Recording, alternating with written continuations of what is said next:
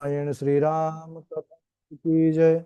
गोस्वामी श्री तुलसीदास जी महाराज की जय।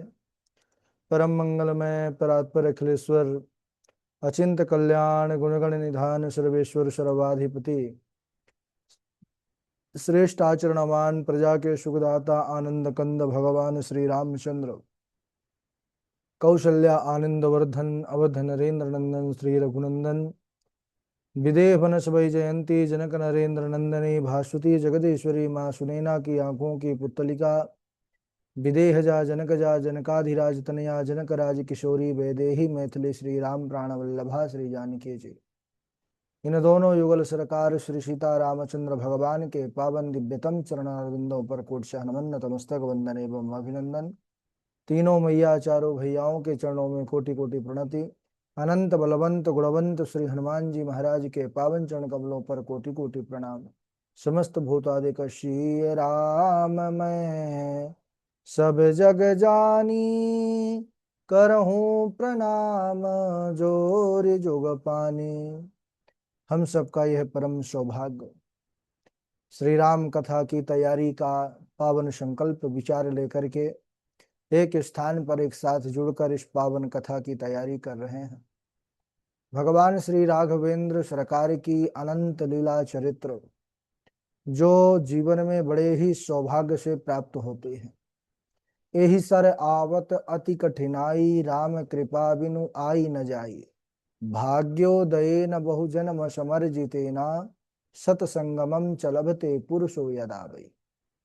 कई कई जन्मों का जब पुण्य उदय होता है तब ऐसी भगवान की शाश्वत सुंदर लीलाओं का जीवन में लाभ प्राप्त होता है।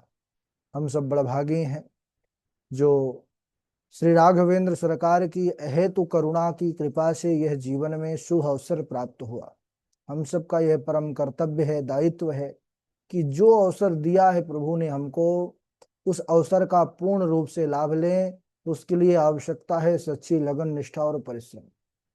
तीनों का समन्वय होगा, ये संगम जब होगा त्रिवेणी का, तो फिर निश्चित रूप से हम सबका जो संकल्प है, हम सबका जो विचार है, वो सफल होगा। बड़ी ही पावन लीला चरित्र पर हम सब पूर्व दिवस पर चर्चा कर रहे थे कि हमारे प्रभु का स्वभाव कितना दिव्य है। इनके जैसा कौन हो सकता है। बानर रीछ जो जंगलों पर्वतों पर रहने वाले, पेड़ों पर उछल कूद करने वाले, उनको भी भगवान ने अपने समान शीलवान बना दिया, श्रेष्ठ बना दिया। ऐसे रघुनंदन राम के सरीके कौन हो सकता है।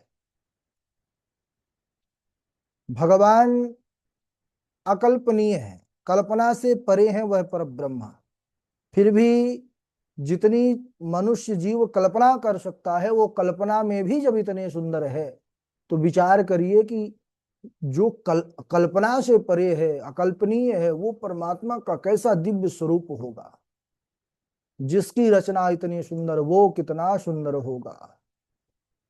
भगवान बुद्धि से परे हैं, लेकिन फिर भी ये बुद्धि जितनी, जिसकी इसकी जितनी क्षमता है, वो परमात्मा के उस रूप को जो स्मरण करता है तो कहते हैं उस स्वरूप से भी अनायास ही परमात्मा के चरणों में प्रेम हो जाता है।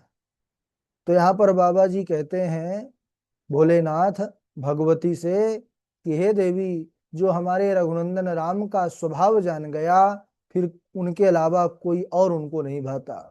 उमा राम स्वभाव जेहि जाना, ताहि भजनु तजी भाव नयाना।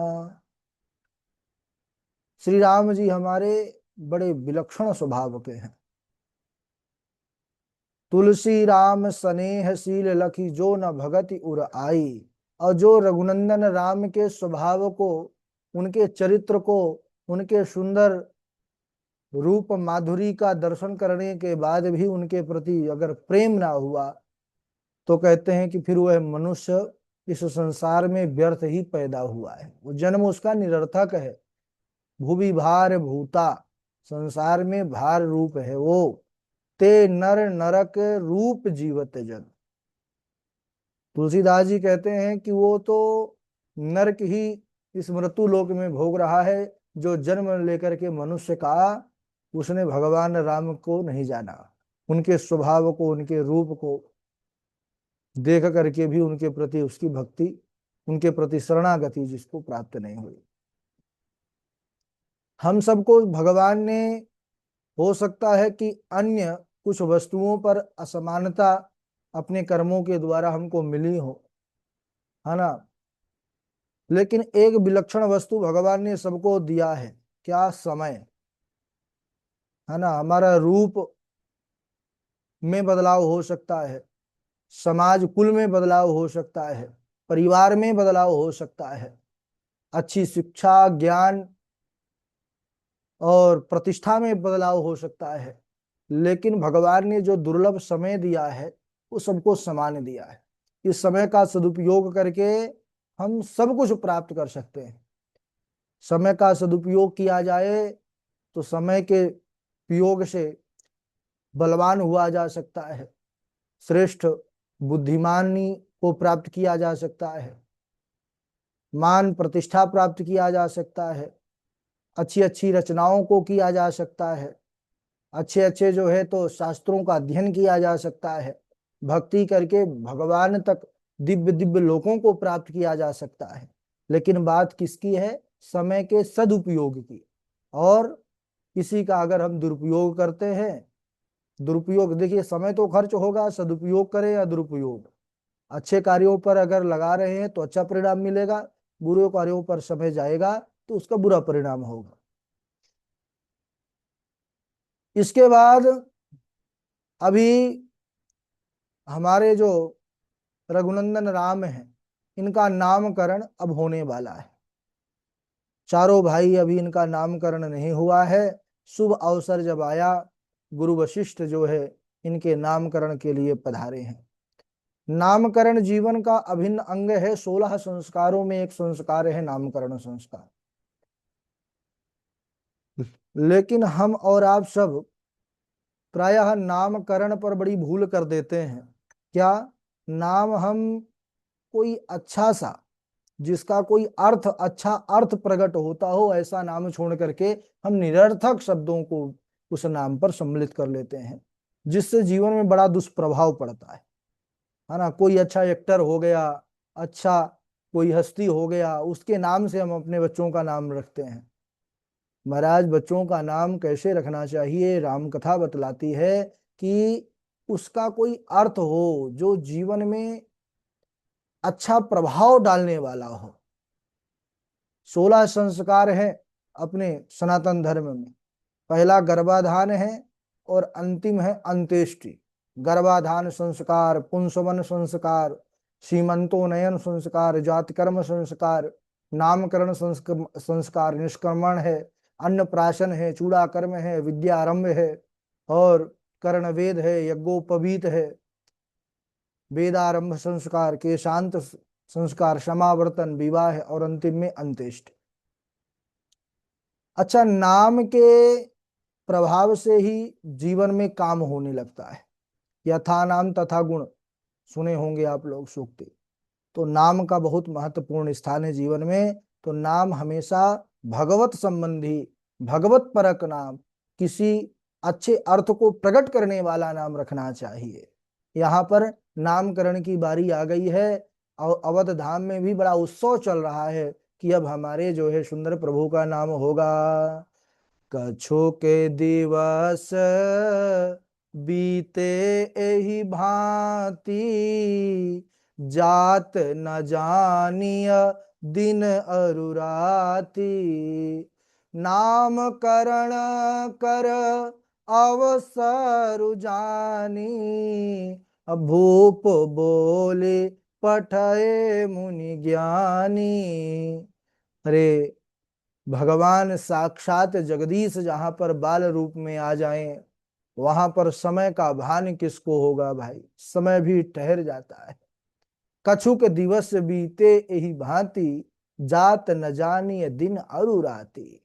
दिन के गमनागमन से धीरे धीरे संस्कार जो है समय आगे बढ़ा है। नामकरण की बारी आई है। गुरु वशिष्ठ आए हैं जो महाराज दशरथ के रघुकुल के पुरोहित हैं। महाराज दशरथ ने उनका स्वागत सत्कार सम्मान किया है। निवेदन किया कि गुरुदेव, अब आप इन बालकों का नामकरण सुंदर अपने जो आपने शुभ विचार किया है वैसा इनका नामकरण कीजिए। गुरु वशिष्ठ जी बड़े प्रसन्न हुए, बोले धन्य है राजन। उन्होंने कहा कि देखो महाराज, इनके जब कौशल्यानंदन को देखा, बोले इनके नाम अनेक हैं, फिर भी मैं अपनी बुद्धि के अनुसार इनका नाम कह रहा हूं, सुनिए। कहने लगे, जो आनंद सिंधु सुख राशि, सी करते त्रय लोक सुपासी, सो सुख धाम राम अस नामा, अखिल लोक दायक विश्रामा। जो आनंद सिंधु सुख राशि, ये जो कौशल्यानंदन है, ये आनंद के समुद्र के समान है। आनंद का पारावार नहीं होता, जैसे समुद्र में कितना जल है क्या कोई उसका आकलन होता है, ऐसे ही आनंद के समुद्र हैं, सुख की राशि, और इनके एक कण से तीनों लोग सुखी होने वाले हैं। तो हे महाराज, आपके इन सबसे बड़े पुत्र का नाम राम है। जैसे ही यह दो अक्षर का नाम प्यारा सा राम सबने सुना है, एकदम आनंदित हो गए और सारी प्रजा बोल उठी, जय जयकार करने लगी, बोलिए राम लला सरकार की जय।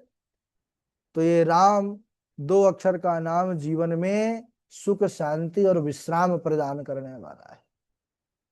और जीवन में सबको यही चाहिए, विश्राम। क्योंकि यहाँ पर सबके पास सब कुछ हो जाता है, सब एकत्रित कर लेते हैं, सब जुटा लेते हैं, लेकिन एक चीज से बड़े दूर हो जाते हैं, क्या? विश्राम। जीवन में आराम यानी आत्मिक शांति। जीवन में सच्चा सुख क्या है? सच्चा सुख है जीवन में शांति हो, जीवन में आनंद हो, और आनंद केवल और केवल प्रभु के नाम में है। हम एक दूसरे को देख करके समझते हैं कि वो अच्छा जो है आनंद में है, अच्छा उसके जीवन में सुख है। किसके जीवन में? जिसके पास जिस सामग्री का हमारे पास अभाव है उसके पास नहीं है, तो हम ये सोचते हैं उसके पास ये सब कुछ व्यवस्थाएं हैं इसलिए वो सुखी है। लेकिन वो क्या देखता है? उसके पास जिन सामग्रियों का अभाव है, अपने से ऊपर वालों को देखता है कि अरे इसके पास ये है जो मेरे पास नहीं है, तो वो सुखी है। वो भी सुखी नहीं है। वो सोचता है कि अगले वाले को देखता है कि इसके पास जो है मेरे पास नहीं, इसलिए वो सुखी होगा, मैं दुखी। यानी जो एक दूसरे के प्रति संसार में हम सोचते हैं कि ये सुखी होगा, ये सुखी होगा, लेकिन ये बिल्कुल व्यथा है ना, व्यर्थ ही हमारी ये सोच है, ये अज्ञान है। संसार में कितनी भी सुख सुविधा साधन उपलब्ध हो जाएं, लेकिन वह मनुष्य को सुखी नहीं कर सकते।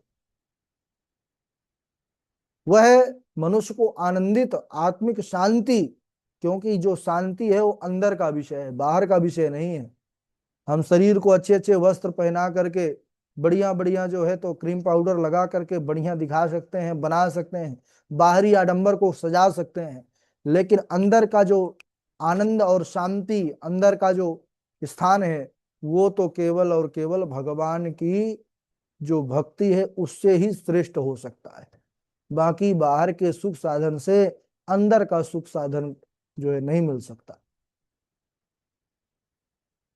और हम सब दूसरों को देख करके कि इससे के पास ज्यादा है तो वो सुखी है और हम दुखी हैं, लेकिन हमारे संतों ने स्पष्ट कर दिया क्या कि भाई सुनो,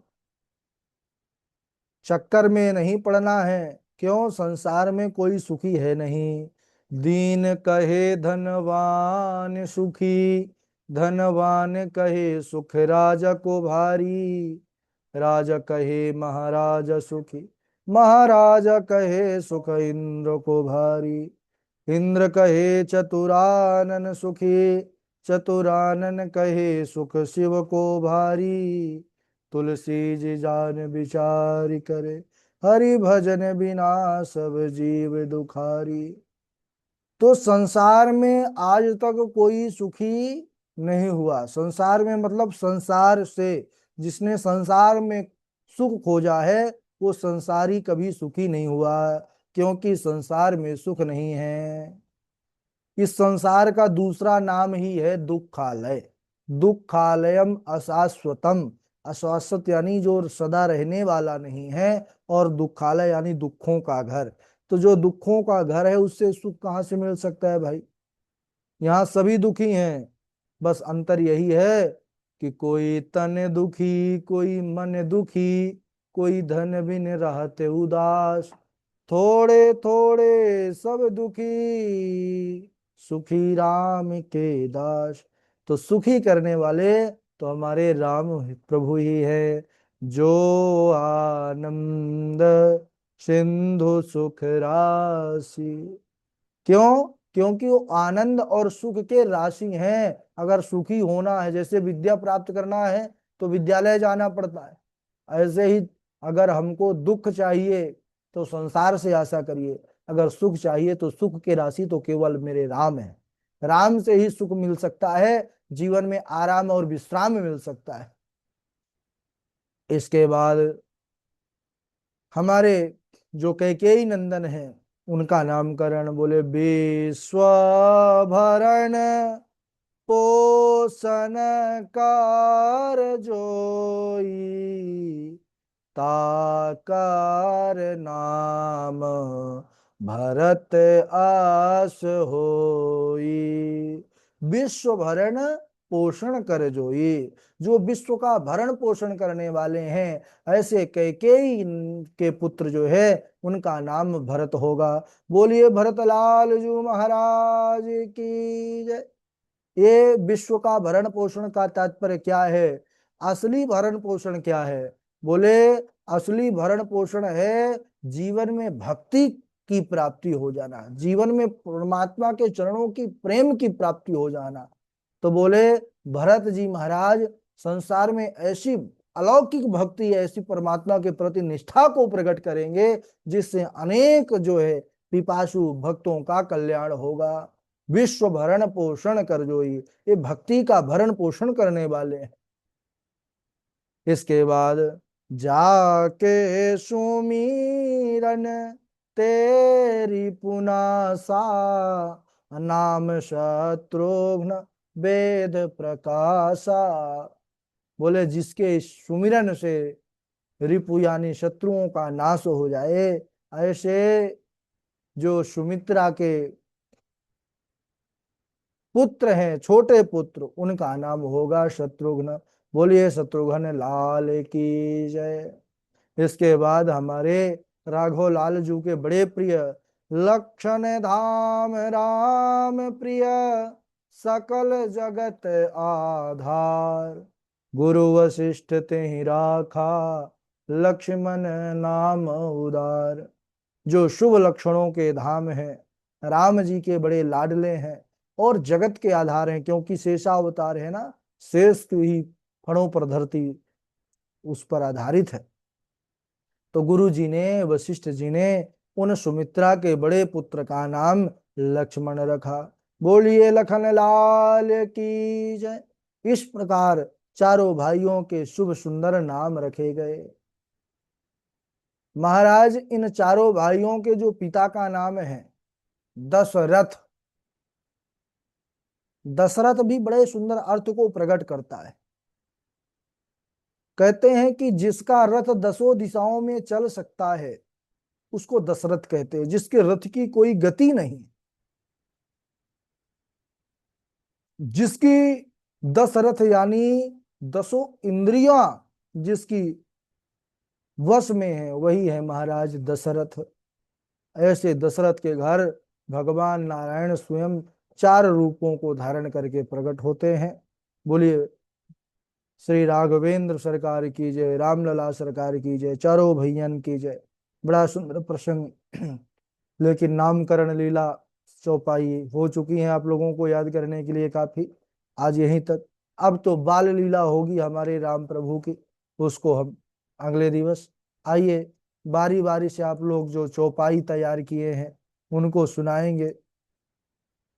सर्वप्रथम जय द्विवेदी जी हैं, उनके बाद तृष्णा जी हैं, इंदु पराशर जी हैं, और उन्नति जी हैं, मंजू शर्मा जी हैं, सची तिवारी जी हैं, हर्षिता जी हैं। सुनाइए, आज काफी कम लोग जुड़े हैं।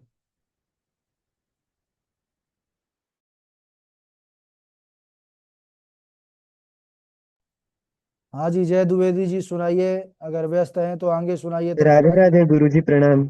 जी। नौमी तिथि मधुमास पुनीता, शुक्ल पक्ष अभिजित हरि प्रीता, मध्य दिवस अति शीतन घामा, पावन काल लोक विश्रामा, दशरथ पुत्र जन्म सुनि काना, मानहु ब्रह्मानंद समाना, परमानंद पुरी मन राजा, कहाँ बुलाई बजावहूँ बाजा, मास दिवस कर दिवस भामर मन जाने कोई, रथ समेत रवि था केऊ निशा कवन विधि होई। राधे राधे गुरु। हाँ राधे राधे। तृष्णा जी सुनाएंगे। परमानंद प्रेम सुख फूले, बिपिन बिरहि मगन मन भूले। यह शुभ चरित जान पै सोई, कृपा राम के जा पर होई। राधे राधे गुरु जी। हाँ राधे राधे। इंदु पराशर जी। राधे राधे गुरु जी प्रणाम। जी। हो रहूं एक कहूँ निज चोरी, सुनु गिरि जाति दृढ़मति तोरी, काक भुषुंडी संग हम दो, मनुज रूप जानई नहीं को। परमानंद प्रेम सुख फूले, बीति न फिराई मगन मन भूले। यह शुभ चरित जान पै सोई, कृपा राम के जा पर होई। राधे राधे कुछ। हाँ राधे राधे। उन्नति जी आप सुनाइए। राधे राधे गुरु जी। हाँ जी राधे राधे। के रहु सदा शंकर पद पूजा, नारी धर्म पति देउ न दूजा। शिव पद कमल जिनहि रति नाही, राम ही ते सपने न सुहाही। पार्वती भल अवसरु जानी, गई शंभु पद कही मातु भवानी।